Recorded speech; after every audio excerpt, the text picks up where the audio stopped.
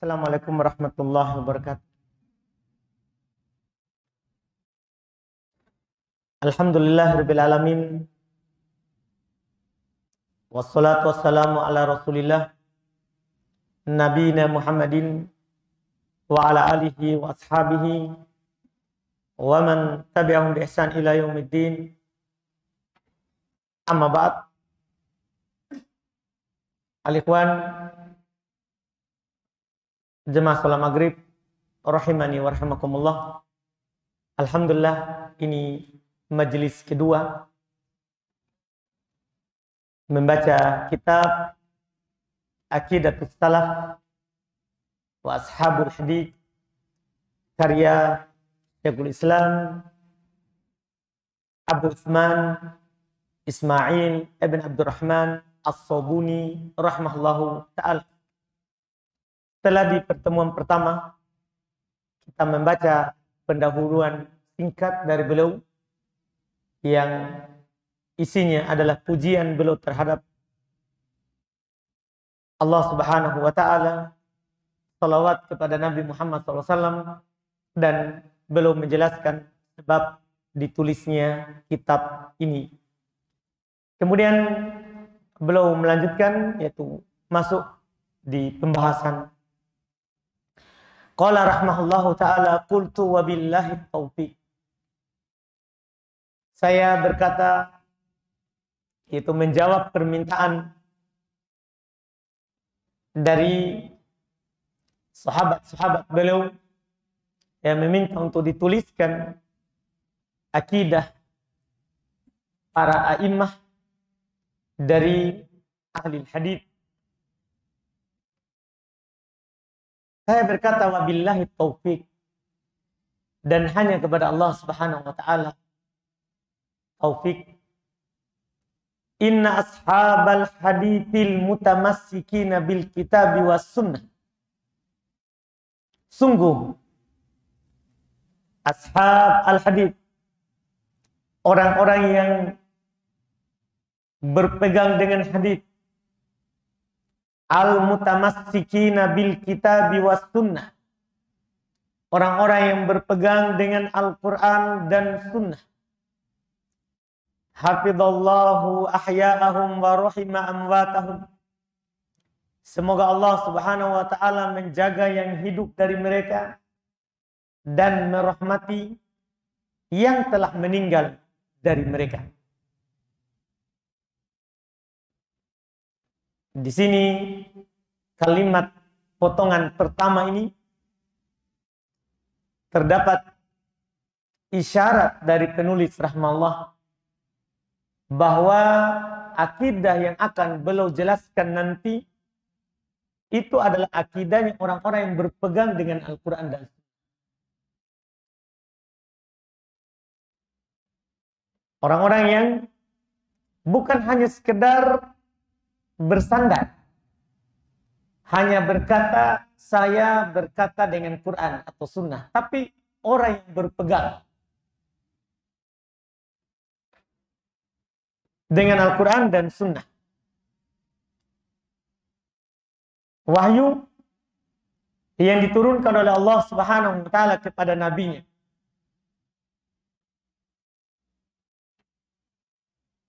Mereka para ashabul hadith yang berpegang dengan Al-Quran dan Sunnah, yashhaduna lillahi ta'ala bil wahdaniyah.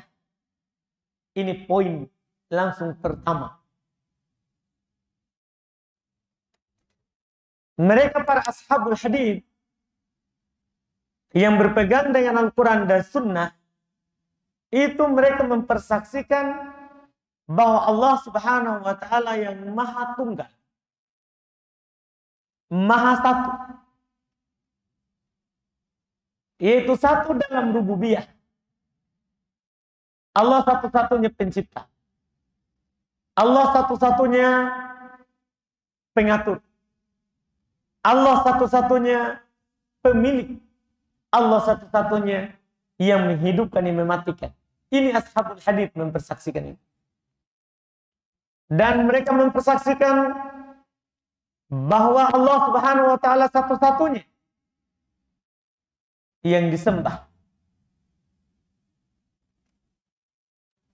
Satu-satunya yang berhak diibadahi. Ini yang dipegang oleh ahli hadis. Karena kenapa? Hanya Allah lah yang hak untuk disembah. Apapun yang orang sembah selain Allah, bebatuan, pepohonan, matahari, bulan, ini dari kalangan benda. Atau dari kalangan yang hidup, malaikat, para nabi, para rasul, orang soleh, para wali. Siapapun dia, kalau ada orang menyembahnya, maka itu adalah sembahan yang batil. Ini pegangannya ahli hadis. Mempersaksikan bahwa hanya Allah yang disembah, yang berhak untuk diibadahi. Tentunya ini mereka pegang. Keyakinan ini berdasarkan Quran. Demikian pula berdasarkan hadis yang sangat banyak. Anda sebutkan satu contoh Quran, satu contoh hadis. Yang mereka pakai berpegang. Yang mereka persaksikan bahwasanya Allah lah satu-satunya yang diibadahi. Firman Allah Subhanahu wa taala di dalam Al-Quran, "Dzalika bi anna Allaha huwal haqqu wa anna ma yad'una min dunihi al-batil." Demikian itu karena Allah dialah sembahan yang hak. Dan apa saja yang orang sembah dari selain Allah, maka itu batil. Apapun itu alasannya. Siapapun dia, kalau disembah selain Allah, maka itu pasti batil. Makanya ketika Nabi Isa alaihissalatu wassalam ditanya oleh Allah Subhanahu wa ta'ala, nanti di hari kiamat, anta qulta linnasi ittakhiduni wa ummiya ilahaini min dunillah. Wahai Isa, apakah kamu yang berkata kepada orang Nasrani, jadikan saya dan ibuku sebagai sembahan selain Allah? Karena menurut mereka kan ada sembahan Tuhan Bapa, Tuhan Ibu, Tuhan Anak. Naudzubillah, syirikan. Jadi Allah bertanya, apa kamu yang mengatakan jadikan saya dan ibuku sebagai dua sembahan lagi yang lain? Apa kata Nabi Isa? Subhanallah, maha suci engkau ya Allah. Tidak mungkin saya berkata apa yang menjadi, apa yang bukan hak. Karena kenapa? Belum disembah itu bukan hak. Itu orang yang menyembahnya. Dan Allah nyatakan seperti itu. Apapun yang orang sembah selain Allah, itu adalah batil. Itu adalah batil. Dalil dari hadis yang dipegang oleh ashabul hadis, yang dengannya mereka bersaksi bahwasannya Allah lah yang maha satu dalam hal penyembahan. Yaitu hadis Ibn Abbas radhiyallahu ta'ala anhuma, ketika Nabi SAW mengutus utusan pertama ke Yaman, Mu'adz bin Jabal. Kata Nabi SAW kepada Mu'adz, innaka sataqdumu qauman min ahli kitab. Kamu akan mendatangi kaum, sekelompok orang dari kalangan ahli kitab. Al yakun awwala ma tad'uhum ilaihi syahadata alla ilaha illallah. Maka hendaklah yang paling pertama kamu ajak, kamu dakwakan kepada mereka adalah mempersaksikan tidak ada yang berhak disembah kecuali Allah. Ini persaksian ahli hadis. Karena inilah inti daripada dakwah para nabi dan rasul, dakwah Nabi kita Muhammad SAW. Demikian pula ahli sunnah, ashabul hadis, mereka yang berpegang teguh dengan sunnah, Quran dan sunnah, mempersaksikan bahwa Allah lah satu-satunya yang memiliki nama yang sempurna. Allah lah satu-satunya memiliki sifat-sifat yang sempurna. Itu di antara persaksian. Karena berpegang dengan firman Allah Subhanahu wa taala, "Walillahi asmaul husna." Hanya milik Allah Subhanahu wa taala nama-nama yang sempurna. Demikian pula firman Allah Subhanahu wa taala, "Walillahil matsalul a'la." Hanya milik Allah Subhanahu wa taala sifat-sifat yang sempurna. Yang lainnya, kalaupun berserikat, itu berserikat dari sisi nama, bukan hakikat. Misalnya Allah Maha mendengar. Makhluk juga mendengar. Tapi itu hanya sekedar berserikat dari sisi nama. Adapun dari sisi kaifiat, hakikat, tentunya tidak ada yang semisal dengan Allah Subhanahu wa taala. Makanya tidak boleh membagaimanakan bagaimana sifat Allah. Karena dialah yang memiliki sifat yang sempurna. Yang lainnya tidak ada. Ini persaksian mereka. Walir Rasuli sallallahu alaihi wasallam bir risalati wan nubuwah. Mereka juga mempersaksikan bahwa Rasul Muhammad sallallahu alaihi wasallam beliau adalah Rasul Allah dan beliau adalah Nabi Allah. Ini yang dipersaksikan oleh Ashabul Hadith. Ini syahadat yang kedua. Karena syahadat yang pertama kita mengatakan la ilaha illallah. Syahadat yang kedua kita mempersaksikan bahwasannya Muhammad Rasulullah. Muhammad adalah utusan Allah. Ini dulu. Kalau kita mempersaksikan dua ini dengan benar, maka mudah nanti bagi kita untuk menerima apa yang Allah sampaikan dan apa yang Nabi SAW sampaikan. Tapi ketika cacat ini persaksian, maka akan cacat kita dalam menerima apa yang dibawa. Apa yang disebutkan di dalam Al-Quran, demikian pula juga apa yang disebutkan di dalam sunnah Nabi SAW.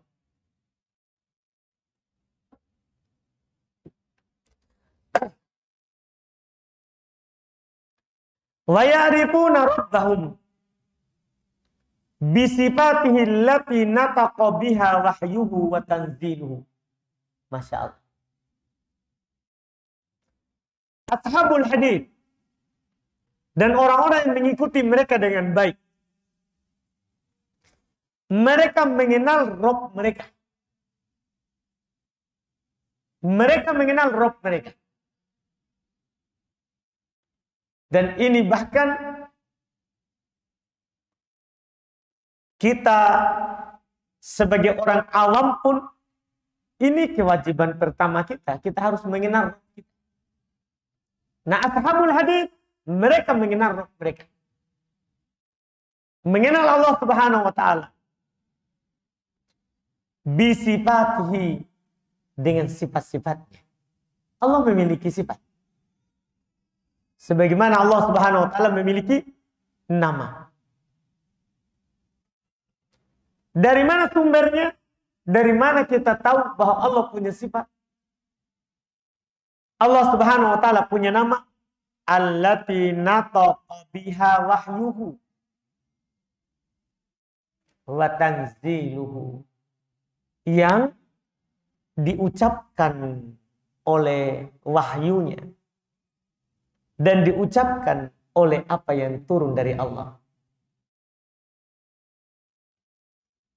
Kita anggaplah kita baca surat Al-Ikhlas. Sengaja saya contohkan, ini yang paling banyak orang hafal. Sama surah Al-Fatihah. Ketika Allah Subhanahu wa taala katakan kepada nabinya, "Qul huwallahu ahad." Katakanlah Allah Maha Satu. Allah Maha Satu. Ini sudah ada sifat.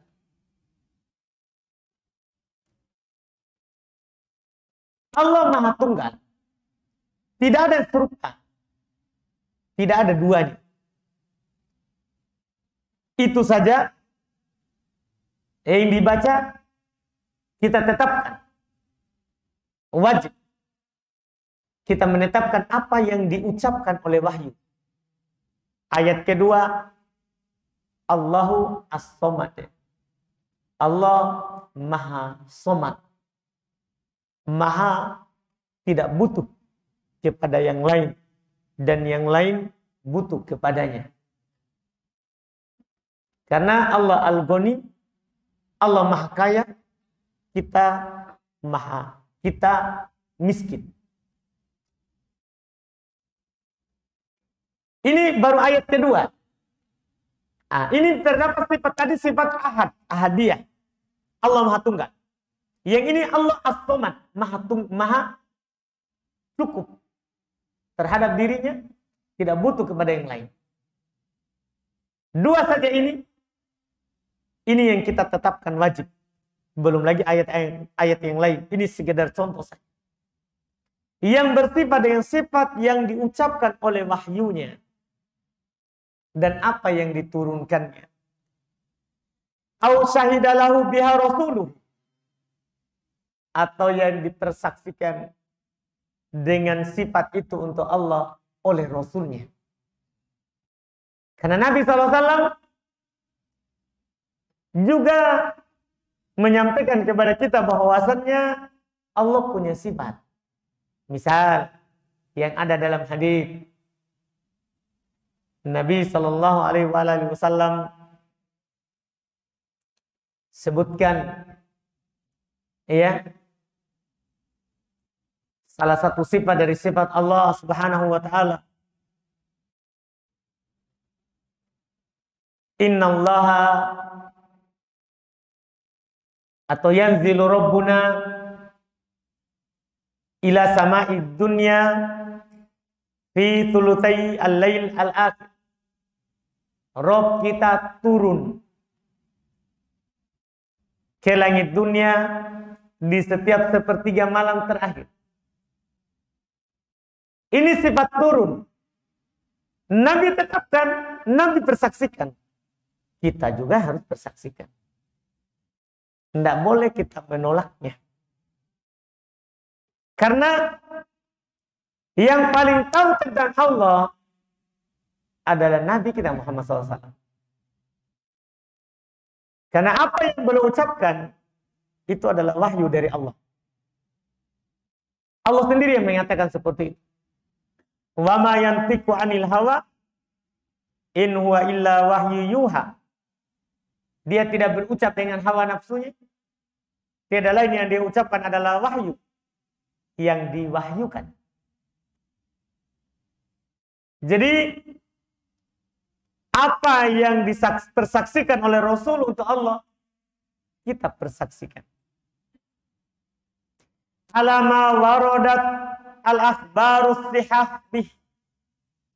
Atas apa yang datang dengannya, khobar, hadith sahih dengannya. Dipersyaratkan sahih. Karena untuk menetapkan sebuah nama ataupun sifat bagi Allah, itu harus pakai dalil yang sahih.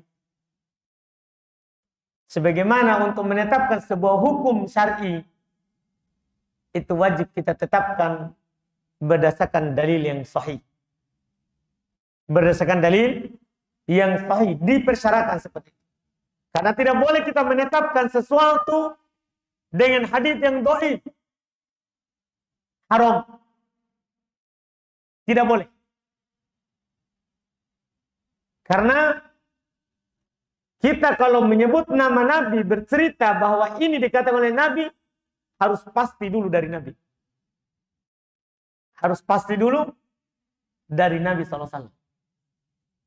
Kan dalam hadis yang mutawatir, hadis yang terkenal, banyak sahabat yang meriwayatkan. Kata Nabi SAW, man kataba alayya muta'ammidan, falyatabawwa maq'adahu minan nar. Siapa yang berdusta atas namaku secara sengaja. Dia tahu hadis dhaif, tapi dia sampaikan sengaja. Berarti kan dusta atas nama Nabi secara sengaja. Kecuali dia tidak tahu. Dia tidak tahu ini hadis dhaif atau sahih. Seharusnya di sini kan dia wajibnya tawakuf. Wajibnya diam sampai dia dapat keterangannya kalau ini sahih atau ini dhaif. Tapi kata Nabi SAW, siapa yang menyampaikan dariku hadis, ya, dia tahu itu adalah dusta dari, bukan hadis dari hadis Nabi. Maka kata Nabi, falyatabawwa maq'adahu minan nar. Hendaklah dia siapkan tempat duduknya di neraka. Karena bercerita tentang Nabi atau dari Nabi disandarkan, tapi tidak jelas itu dari Nabi, ini berat. Karena kita akan berdusta atas nama Nabi Muhammad SAW. Artinya kita akan berdusta atas nama wahyu dari Allah Subhanahu wa Ta'ala. Jadi harus dipastikan dulu sahih yang kita sampaikan. Terus cara memastikannya berikutnya. Wa naqalatul udul athiqatu anhu. Masya Allah. Inilah ahlu hadis. Iya. Makanya banyak wasiat dari para ulama agar kita mengikuti ahli hadis. Karena mereka paling sedikit salahnya. Daripada orang-orang yang pakai akal. Jadi kita harus mempersaksikan apa yang dipersaksikan oleh Nabi SAW atas apa yang datang dari beliau. Dengan penukilan yang sahih, terus wa naqalatul udul afiqat anhu. Dinukil oleh rawi-rawi yang adil, terpercaya darinya. Makanya antum lihat kalau ada ulama yang mendhaifkan hadis, kadang kita dengar alasan mereka, di dalamnya ada rawi yang majhul, ada rawi yang tidak dikenal. Di dalamnya ada rawi yang sayyi'ul hifdz. Di dalamnya ada rawi yang ittirab, terjadi kegoncangan di akhir hayatnya. Padahal tadinya terpercaya. Tapi ketika sudah jelek hafalannya, tidak diambil. Kenapa? Karena ini penukilan dari Nabi syariat. Harus kita ambil dari rawi-rawi yang thiqat, yang terpercaya. Bahwasanya memang dia rawi yang ambil langsung dari guru dan dia kuat hafalan. Dia rawi yang kuat hafalan. Itu dipastikan. Terus, kalau itu rawi kuat, harus dipastikan dulu. Apakah tidak ada rawi yang lebih kuat darinya dia selisihi? Karena, kalau pada dasarnya dia bisa anggaplah rawinya diterima. Tapi ternyata dia menyelisihi yang lebih kuat darinya. Itu masalah lagi. Itu dianggap riwayat yang ganjil. Itu diantara sebab hadisnya didhaifkan. Jadi ini bukan sembarang. Iya. Harus dinukil oleh al-udul, orang-orang yang adil. Thiqat, tam dobatnya, sempurna penjagaannya terhadap hadis. Apakah dobat as-sadr? Apakah sempurna penjagaannya terhadap hafalannya? Atau dobat al-kitabah? Atau penjagaannya terhadap kitabnya? Dan di antara para ulama hadis dulu, ada yang kuat hafalannya.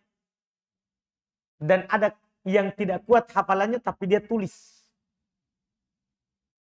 Nah, yang kuat hafalannya, selama hafalannya masih kuat, itu diterima. Kalau hafalannya sudah tercampur, sudah lemah misalnya, kadang ada ulama hadis, ditimpa oleh musibah, sehingga ditimpa oleh sedih yang sangat, hafalannya sudah tidak kuat terhadap apa yang dia sampaikan. Atau penjagaannya terhadap kitabnya, tulisannya. Misalnya ada ulama hadis seperti Abdullah bin Lahiyah. Dia rawi yang kuat. Tapi dobatnya, dia hafal hadis bukan dengan dada, tapi dengan buku. Di akhir hidupnya terbakar bukunya. Hadis yang dia riwayatkan jadi dhaif setelah terbakar bukunya. Tapi yang diriwayatkan sebelum itu sahih. Yang mengetahuinya tentunya ulama hadis lagi. Siapa saja muridnya yang meriwayatkan sebelum terbakar, siapa saja yang meriwayatkan dari muridnya setelah terbakar. Itu mereka tahu. Karena sejarah tidak bisa dibohongi. Karena walaupun kita mau bilang, saya lihat Nabi begini. Tapi sejarah akan mengingkari. Kamu lahirnya kapan? Apakah ketemu dengan meninggalnya Nabi? Atau ada orang bilang, haddatsana Syu'bah. Meninggalnya Syu'bah tahun berapa? Kamu lahir tahun berapa? Apakah imkanul liqa? Mungkin gak dia ketemu atau tidak mungkin? Itu semua diteliti oleh ahli hadis. Iya. Karena ahli hadis itu disebutkan oleh para ulama seperti As-Soyrofi. Tukang mata uang. Hanya sekedar dia lihat atau dia raba, dia sudah tahu ini palsu. Ini palsu. Ini asli. Itu ahli hadis. Itu ahli hadis. Bahkan walaupun ada orang yang menukil hadis dengan sanad yang terpercaya, ahli hadis tahu bahwa yang seperti ini keluar dari Nabi, yang seperti ini tidak keluar dari Nabi. Tidak mungkin yang seperti ini bunyinya dari Nabi. Mereka tahu itu. Bayangkan, ada dalam hadis Bukhari Muslim. Nabi SAW bersabda, Inna ummati yud'auna yaumal qiyamati gurran muhajjalin. Atau inna ummati yatuna yaumal qiyamati gurran muhajjalin. Umatku akan datang di hari kiamat dalam keadaan bercahaya bekas wudunya. Tiba-tiba ada lafaz lanjutannya. Faman istata'a ayyutila gurratahu falyaf'al. Siapa yang ingin memperpanjang cahayanya, maka hendaklah dia lakukan. Artinya, kalau tangan sampai ke siku, sampai di sini dicuci supaya panjang nanti cahayanya. Kalau kaki kan sampai mata kaki, cuci sampai lutut. Supaya panjang nanti cahayanya, supaya tidak hanya di bawah. Ya, kalau cuci muka, usap kepala, usap juga leher. Supaya bukan hanya muka yang bercahaya, juga leher juga. Cuman ini lanjutannya, para ulama katakan bukan hadis, bukan perkataan Nabi itu lanjutannya. Itu adalah perkataan Abu Hurairah atau perkataan rawi dari dalam hadis yaitu Imam Az-Zuhri. Dari mana mereka tahu? Itulah ahli hadis. Dia tahu mana yang diucapkan oleh Nabi, mana yang tidak. Mana yang tidak. Makanya di dalam periwayatan hadis itu harus dinukil oleh rawi yang adil dan athiqat, terpercaya. Iya, terpercaya. Kemudian berikutnya kata beliau rahimahullah, wa yuthbituna lahu jalla jalaluhu min hama'at batali nafsihi fi kitabih wa ala lisani rasulihi sallallahu alaihi wa ala alihi wasallam. Ahli hadis. Demikian pula ini menjadi ciri orang-orang yang mengikuti hadis. Mereka menetapkan untuk Allah dari sifat-sifat itu sesuai dengan apa yang Allah tetapkan untuk dirinya. Misal ketika Allah katakan di dalam Al-Quran, Wajah rabbuka wal malaku soffan soffa. Robmu datang dalam keadaan malaikat bersof-sof. Allah tetapkan untuk dirinya sifat datang. Kita gimana? Ya wajib kita tetapkan. Itulah ahli hadis. Berbeda dengan orang-orang Mu'tazilah. Mereka tolak. Kalau kita tetapkan itu berarti Allah serupa dengan makhluk. Berbeda dengan orang-orang Asy'ariyah. Mereka ta'wil. Bukan Rob yang datang, tapi malaikatnya atau perintahnya. Lihat ta'wilnya. Jadi dia terjemahkan Al-Quran, Ja'a Rabbuk, Robmu datang, dia bilang, datang malaikat Rob, datang perintah Rob. Begitu caranya. ahli hadis tidak seperti itu. Apa yang Allah katakan untuk diri, kita tetapkan. Ketika Allah bilang dirinya datang, kita tetapkan. Tentunya tidak sama dengan datangnya makhluk. Selesai masalah. Karena kalau kita maknakan ke makna yang lain, misalnya, waja'a rabbuk kita bilang, dan datang malaikat Rabb. Ini menyelisih Al-Quran. Quran bilang Rabb datang, kita bilang malaikat Rabb datang. Al-Quran bilang Rabb datang, kita bilang perintah Rabb datang. Ini kan menyelisih lafaz Quran. Cukup itu sebagai kesesatan. Yang kedua, Nabi saat baca ayat ini, tidak ada dia jelaskan begitu tafsirnya. Para sahabat juga ketika sampaikan ayat ini, tidak ada yang mentakwil. Datang perintah atau datang malaikat. Tidak ada. Makanya kita wajib menetapkan apa yang ditetapkan oleh Allah untuk dirinya. Fi kitabihi, dalam kitabnya, dalam Al-Quran.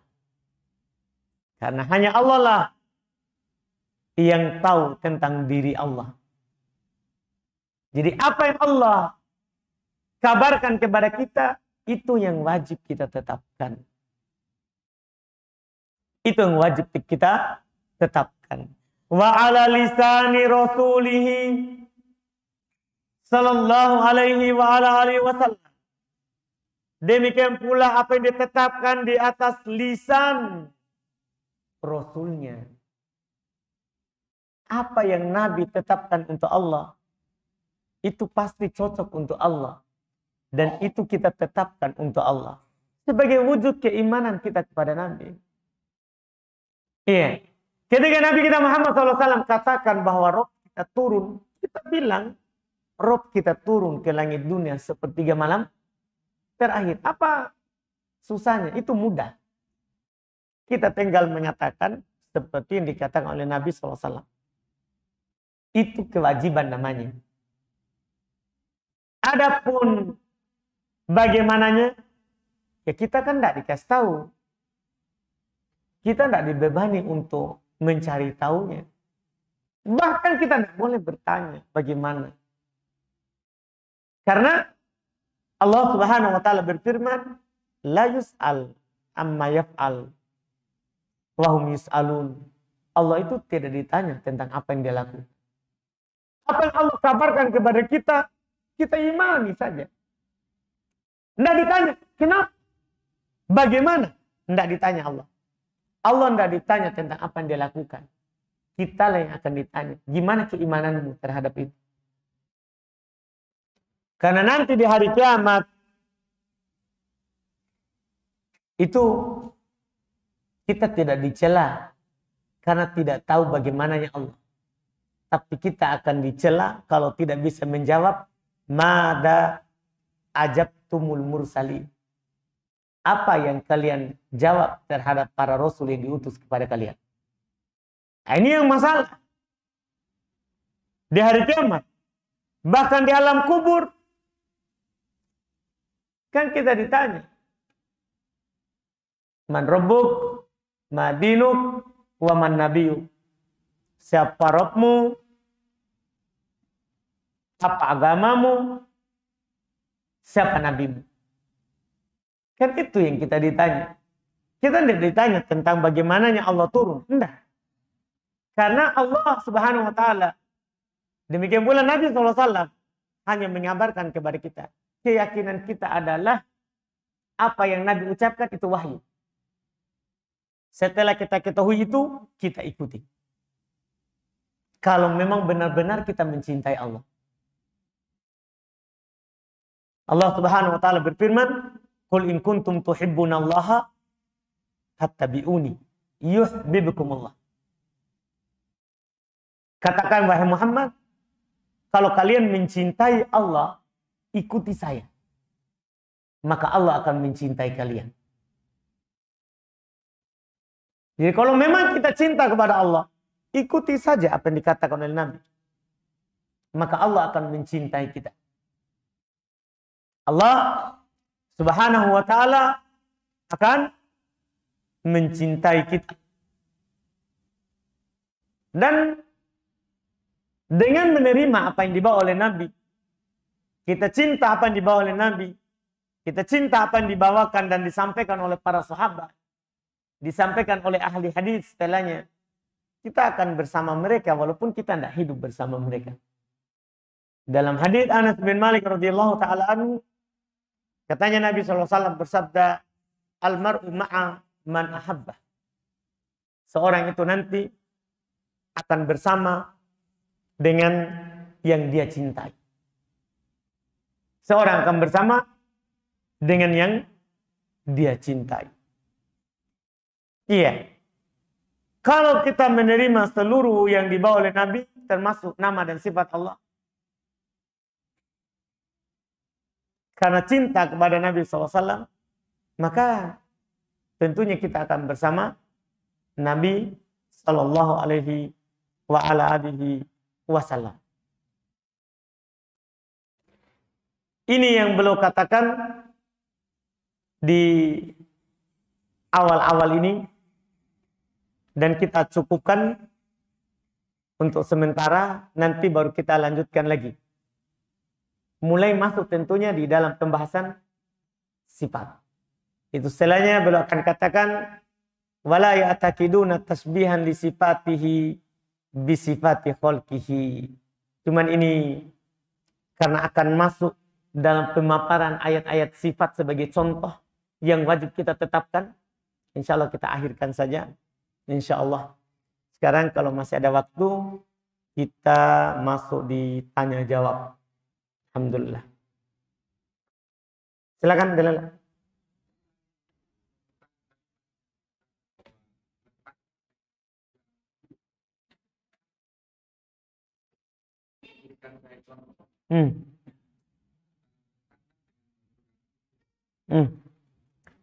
Bersandar itu maksudnya kita meyakini sesuatu berdasarkan apa yang disandarkan kepada Nabi.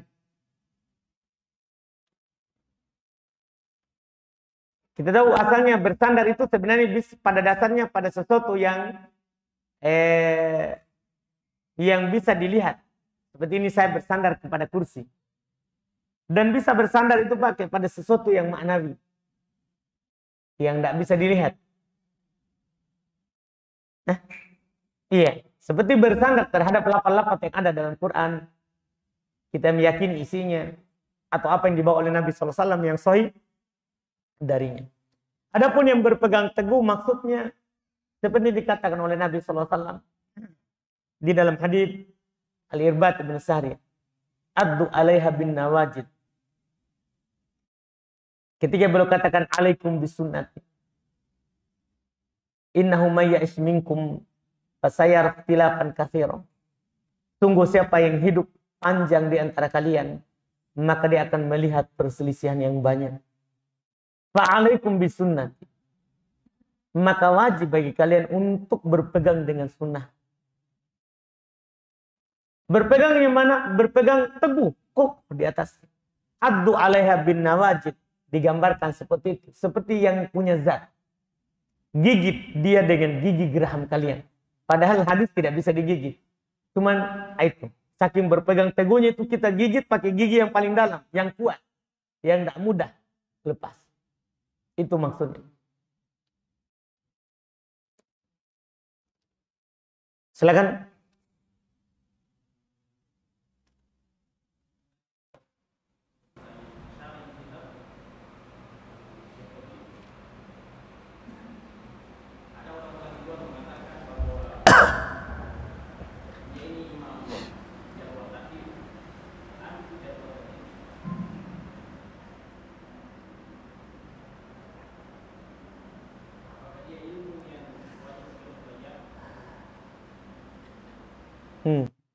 Jadi katanya yang mensyarah ini hadis Imam Jarh wa Ta'dil. Ya, itu kan orang bilang untuk hal itu tentunya para ulama yang menjelaskan, yang mengatakan beliau adalah imam dalam Jarh wa ta'dil. Kalau dia bilang begitu, kalau ada dalilnya, maksudnya ada dari kalamnya para ulama yang mentazkiyahnya seperti itu. Cuma pertanyaan kita, apa tuh jarh wa ta'dil? Jarah itu dia jarah, dia cacati. Ta'dil artinya dia angkat. Dia tidak cacat. Dia tazkiyah, itu namanya ta'dil. Kalau jarah lawannya, dia tidak tazkiyah. Dia tidak rekomendasikan. Itu jarah. Apakah itu adalah, apa kita tanyakan tadi? Ilmu yang harus dipelajari? Iya. Tidak harus kita pelajari jarh wa ta'dil. Tidak harus. Kita sebagai penuntut ilmu, tentunya tidak levelnya ke situ. Tidak levelnya situ. Karena jarh wa ta'dil itu ada syarat-syarat dan ketentuannya. Seorang tidak boleh berbicara dengan terhadapnya, ya, kecuali memiliki warok, ketakwaan yang tinggi. Dan dia tidak boleh berbicara, mentazkiyah orang, atau tidak merekomendasikan orang dengan hawa nafsu yang tersembunyi. Yang tersembunyi. Kita sebagai penuntut ilmu tidak perlu mempelajarinya. Kita pelajari saja apa yang penting bagi kita. Apa yang penting bagi kita. Wallahu a'lam.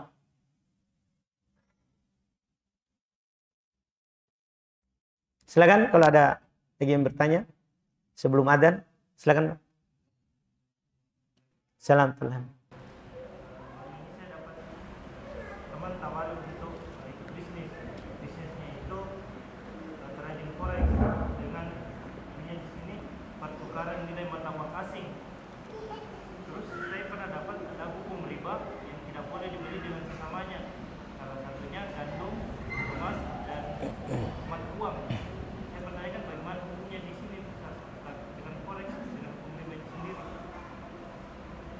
Jadi kita beli uang asing dengan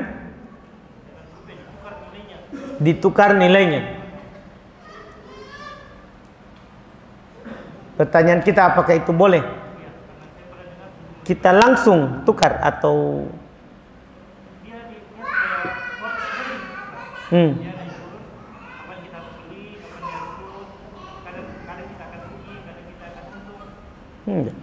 Syaratnya apa? Kalau kita beli rupiah dengan dolar, satu, tangan ke tangan.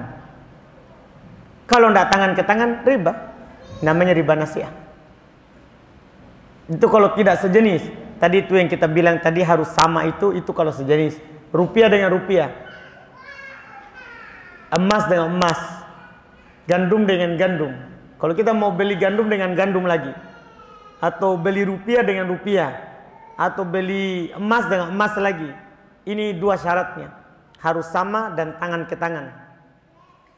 Kalau beda jenisnya, 1 rupiah 1 dolar, maka syaratnya harus tangan ke tangan. Tadi yang pertama kalau tidak sama, maka riba fadl. Kemudian yang kedua, kalau beda waktu tidak tangan ke tangan, maka riba nasiah. Riba nasiah. Seperti itu. Akan masuk riba.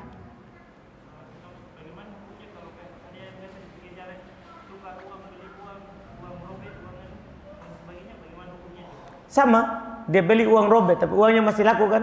10.000 menjadi 5.000. Riba. Karena kalau ditukar di bank kan sama nilainya. Itu keuntungan mereka yang jalan itu kan begitu. Dia beli uang 10.000 dengan 5.000. Kalau dia pergi ke bank itu 10.000 juga jadinya. Kalau dia ke bank, makanya dia riba. Kecuali dia bentuknya sudah uang antik. Orang bukan lagi nilai tukarnya yang dia lihat, tapi apanya? Ya, yang dia lihat adalah nilai antiknya sudah jadi barang. Sudah jadi apa? Barang. Itu tentunya bukan riba. Karena bukan dia beli uang lagi, tapi beli barang. Beli barang. Tapi kalau masih uang yang berlaku, riba. Namanya riba fadl. Riba fadl. Wallahualam. Kita adzan dulu. Karena sudah masuk kayaknya waktu.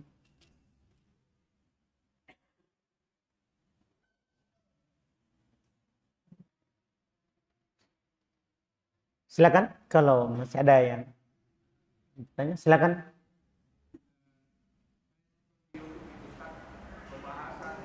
Ketika Ustaz Zul menjelaskan, dia bertanya ke Syekh Saleh Fauzan tentang kopi luwak. Lalu Syekh Saleh Fauzan ini tidak memberikan jawaban sama sekali, cuma senyum-senyum. Lalu saya ditanya sama keluarga, bagaimana? Apakah saya katanya minum kopi luwak? Saya bilang saya tidak minum. Dia tanya kenapa? Saya bilang karena menjijikkan. Saya berdalih menjijikkan sebab ketika Rasulullah ke rumah Ummul Mukminin Maimunah radhiyallahu anha, lalu ada Khalid bin Walid yang makan udang dan makanan dapur biawak itu. Rasulullah tidak menyentuhnya, padahal halal itu banget, hanya karena tidak biasa. Nah pertanyaannya, apakah saya bisa berpegang kepada itu bahwa saya tidak memakannya karena saya tidak meminumnya karena menjijikkan, saya tidak bersandar kepada Syekh Saleh Fauzan, bagaimana itu? Bisa. Bahkan kalau Syekh berantum bersandar pada yang Syekh tidak menjawab, kan namanya untuk menjawab itu kan butuh penelitian. Ketika saya diam, terus saya cuma senyum, iya. Dan antum bersandar dengan situ, saya tidak jawab, kita juga diam. Itu bagus, alhamdulillah. Iya, kalau kita bersandar dengan yang tadi, anggaplah halal. Tapi kita bersandar bahwa kalau halal dan menjijikan, seperti Nabi kan bilang, ini kaumku tidak memakannya. Kaumku tidak memakannya. Maka belum tinggalkan sahabat yang memakannya. Boleh seorang tidak memakan sesuatu. Karena hal ini. Tidak masalah. Sudah tepat yang kita lakukan, alhamdulillah, masya Allah.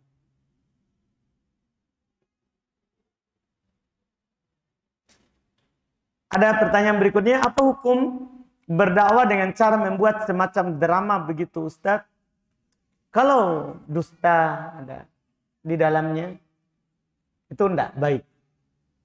Kalau ada yang dibuat-buat atau dusta dalam membuat-buat untuk menggambarkan sesuatu, sebaiknya itu dihindari. Itu dihindari. Takutnya nanti banyak cerita yang kita buat. Banyak cerita yang kita buat. Jadinya nanti itu tamsil, bukan tafsir. Jadinya adalah pencontohan, bukan tafsir ayat. Kan diantara kesalahan dari pondasi yang dipegang oleh jamaah, ya, yang dan lala tahu, dia diantara pondasi salahnya ini jamaah, dia adalah tamsil la tafsir. Pencontohan, bukan penafsiran. Jadi kalau dia sebutkan ayat, dia akan contohkan. Lihat laut, lihat bumi, lihat langit. Itu namanya pencontohan. Sementara yang wajib yang harus dalam menyampaikan Quran adalah tafsir. Bukan pencontohan. Contoh itu hanya sekedar memahamkan. Yang harus adalah tafsir. Apa kata Nabi SAW? Apa bunyi Quran? Kan Quran itu ditafsirkan oleh Quran yang lain. Atau ditafsirkan oleh hadis Nabi. Atau ditafsirkan oleh ucapan sahabat. Bukan dengan pencontohan kita. Karena kalau pencontohan kita nanti akan masuk biasanya lebih banyak cocok loginya. Daripada sesuai dengan kenyataan yang diinginkan oleh Allah dan Rasulnya. Oleh Allah dan Rasul. Iya. Seperti itu. Takutnya nanti mengarah ke situ kalau kita terlalu banyak dramanya. Iya, sampaikan saja Quran dan Sunnah. Kitab ulama banyak. Kitab para ulama banyak. Kalau memang mau buat konten dakwah, banyak kitab. Kita bikin konten misalnya sampaikan hadis yang sehari-hari. Iya, kan di sana ada tulisan dari para ulama misalnya amalul laila wal amalul yaum wal laila. Amalan-amalan dalam sehari semalam. Iya. Di sana ada, iya, dikumpulkan oleh para ulama, iya, zikir yang kita perlukan dalam kehidupan semuanya. Iya, itu lebih bagus, lebih bermanfaat. Ya, atau tafsir ayat-ayat pendek daripada kita buat drama, nanti takutnya kebanyakan dustanya atau kebanyakan dipaksakan. Seharusnya tidak menangis, tapi didramakan bagaimana apa? Menangis itu kan tidak bagus kalau yang dibuat begitu. Tidak bagus. Kan itu, kalau anak sih, kalau orang tidak melakukannya, tidak. Iya, itu lebih bagus, lebih baik.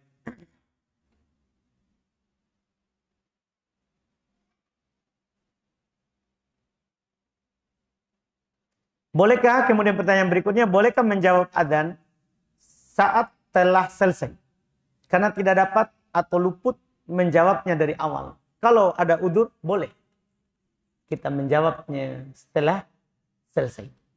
Walaupun pada dasarnya, kata Nabi SAW, "Idza sami'tumul mu'adzin, faqulu mithla ma yaqulul mu'adzin." Apabila kalian mendengar muadzin, maka ucapkanlah seperti apa yang diucapkan oleh muadzin. Maksudnya langsung. Tapi itu hukumnya adalah sunnah berdasarkan pendapat mayoritas ulama. Kalau luput tidak ada masalah. Cuma kalau kita ingin dapat keutamaannya, kita tidak jawab karena ada udzur, boleh kita jawab. Setelahnya langsung di syarat itu diucapkan langsung. Sekaligus sampai dari awal sampai akhir. Wallahu a'lam.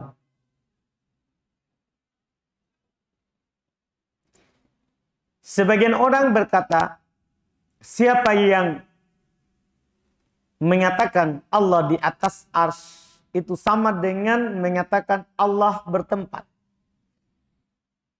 Bagaimana hukum ucapan ini? Iya. Kita enggak harus begitu. Ini salah. Kadang orang itu kadang memahami keharusan. Ini kan ucapan keharusan. Kalau kita mengatakan Allah di atas arsy, keharusan berarti Allah bertempat. Tidak ada keharusannya. Kata Syekh Ibnu Taimiyah rahimahullah taala, lazimul qaul laisa bil qaul. Keharusan dari ucapan itu belum tentu jadikan ucapan. Karena kita mengatakan Allah di atas arsy, tinggi di atas arsy, itu karena Allah sendiri yang bilang. Tidak mengharuskan kita katakan Allah bertempat. Tidak. Allah katakan seperti kita katakan seperti itu karena murni Allah yang katakan. Ketika Allah Subhanahu wa taala katakan di dalam Al-Qur'an, Ar-Rahman 'alal arsy istawa. Allah Subhanahu wa taala Ar-Rahman di atas arsy. Tinggi. Iya, di atas arsy.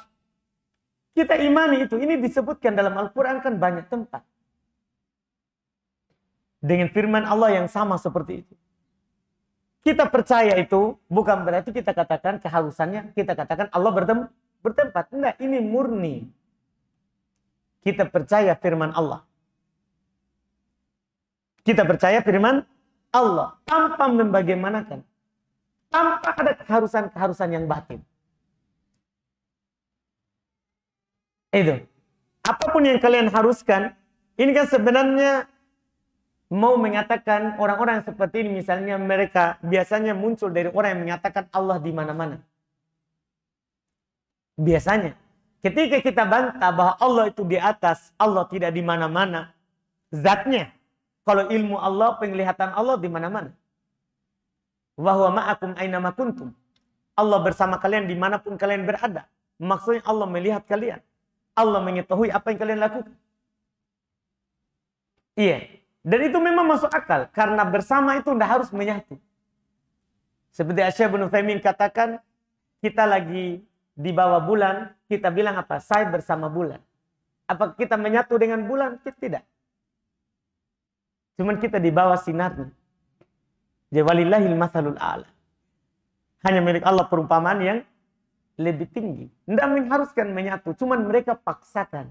Dan ketika kita bilang Allah di atas, mereka akan bilang, kalau begitu kalian menyatakan Allah bertempat. Tidak keharusan. Malah pendapat kalian itu mengharuskan Allah dikelilingi oleh langit. Karena kalian bilang Allah di mana-mana.